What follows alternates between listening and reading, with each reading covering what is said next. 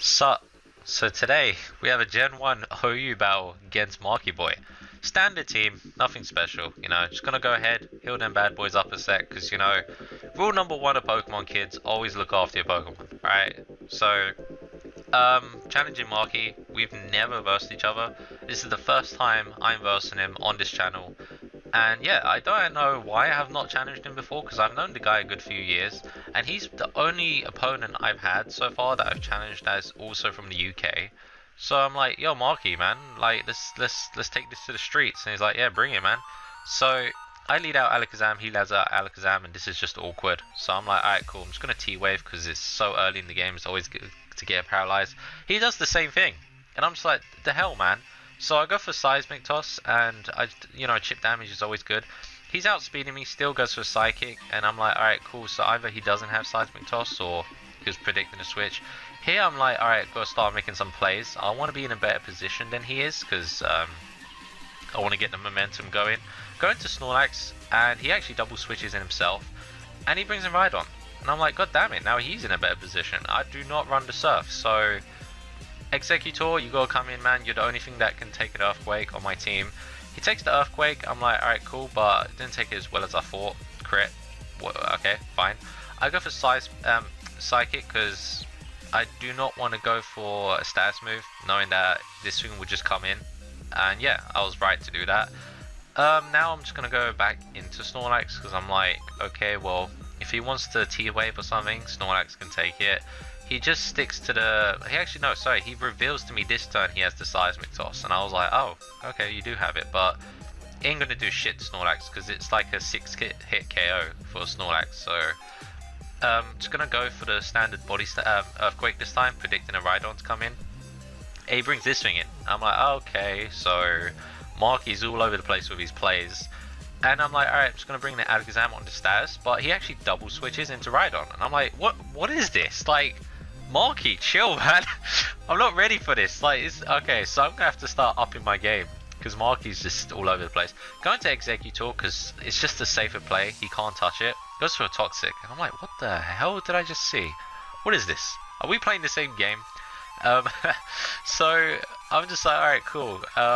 Go for the stats this time, and he actually got me. He got me this time. I was like, god damn, Marky, just come on, man. Calm down. And here I'm just like, alright, Psychic, because I might get a special drop, but don't really want to switch into anything right now. Just want to see what he does. He goes for Psychic. I guess that time he was predicting a switch, but this time I am going to go into Snorlax. And he goes for Rest. Damn, no recover. Alright, cool. So I'm in a good position now because he's sleeping and he hasn't burned the turn yet. So I go for Body Slam because he's at full health, and I did think the Rhydon might come back in, but it's just a safer play because I could still paralyze the Rhydon, but no. And yeah, it did come back in. So here I go for an Earthquake because I need to start getting damage on this thing. He goes for Rock Slide, misses. I guess that was like in case the incoming Zapdos comes in. He didn't want to go for the EQ. So I'm like, alright, cool. Now I know he's not really going for Earthquake, or even if he does this turn, I think Executor can take it, because this thing still has a purpose. I still need to explode. He brings in Kingler, and I'm like, oh crap. So I'm pretty sure Kingler is faster, and I've not seen one of these, but I know for a fact it's going to be physical. So going to Chansey here to try something. He goes for the Body Slam, and I'm like, alright, cool, I'm just going to counter that back, because he's either going to hit me again with a physical move, or set up a Swords Dance. So I go for counter, he switches into Alakazam, it's a clean one shot, and I was like, damn. Alright, cool, finally something's died. He brings this thing in, I'm like, god damn it, he's bringing a Pokemon I've never seen before, I don't even understand. I know this thing likes to wrap though, so I'm like, okay, what wants to take a wrap? Alakazam's more my fodder, it's usually my lead that's my fodder, so he goes for Sleep Powder. I come in on that because I actually predicted that first, and now he's going for the wraps, so I was like, oh, okay, there's not much I can do now. I know you can't attack when it comes to wrap, but I actually forgot the mechanics for it. I thought that when wrap ends, it tells you, it says like, you're freed from wrap or something. So I'm thinking here, do I want to go into Chansey to take a physical move or something? And I'm like, nah, okay, wait, I'll stay in, see if this thing stops, but it just keeps going. and I think he decides when it stops, because here I'm like, do I want to switch now? Like, and I'm like, nah, you know what, I'm just too weak now. So he changes up to Razor Leaf, and I'm like, okay, cool. So I've just kind of learned how that shit works now. And I go into this thing because I know he's not going to bring Rhydon in on me, and Starmie's my second, like, fodder after Alakazam dies. So this thing, I don't mind taking a sleep if he wants to go for the sleep powder. And yeah, I go for a T-Wave. He's not bringing Rhydon in, like I said, unless he wants to die, because who brings a Rhydon in on a Starmie? Goes for sleep powder. He misses the first one, so I'm like, okay, cool. Blizzard damage it is then until he can sleep me. He goes to Wrap, and I'm like, okay, is he going to start doing this? Because I am faster now, thank God. So it's good to paralyze this thing.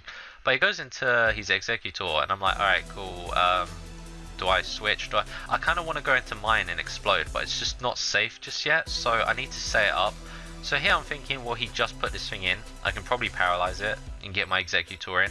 So I go for the paralyze. He goes for sleep powder second time and misses Starmie. And I'm like, alright, cool. Well, now I know he's going to do it for the third time. So he does go for the third time sleep powder. And as long as I kill something on this turn, it was worth it. Like, I don't care what I blow up on, as long as something dies. I'm so weak right now that I just need to blow up. So yeah, he brings this thing in, thank God. So that's a trade. I'll take that for what it is.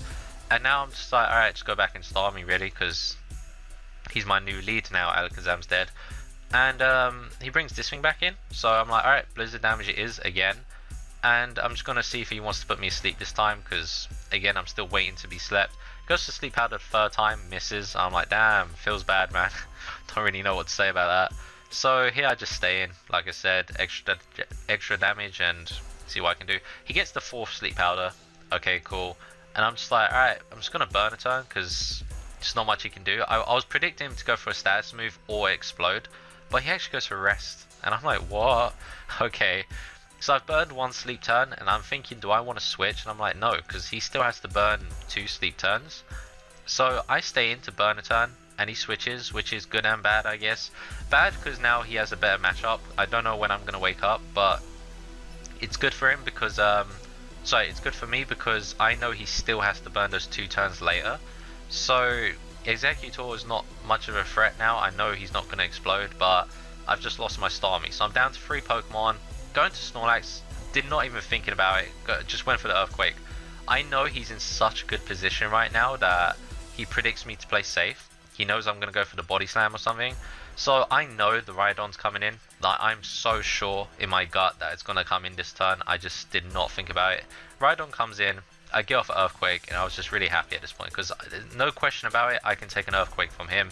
He goes from Earthquake, and yeah, it's not a crit, so I take it, retaliate with my Earthquake, and I'm like, yes, you know, the plays are back, you know, I'm starting to up my game a bit. So he brings this thing in, and safe play would be to go for a Body Slam or something, but I was like, no, you know what, actually, I'm just going to explode while I still can.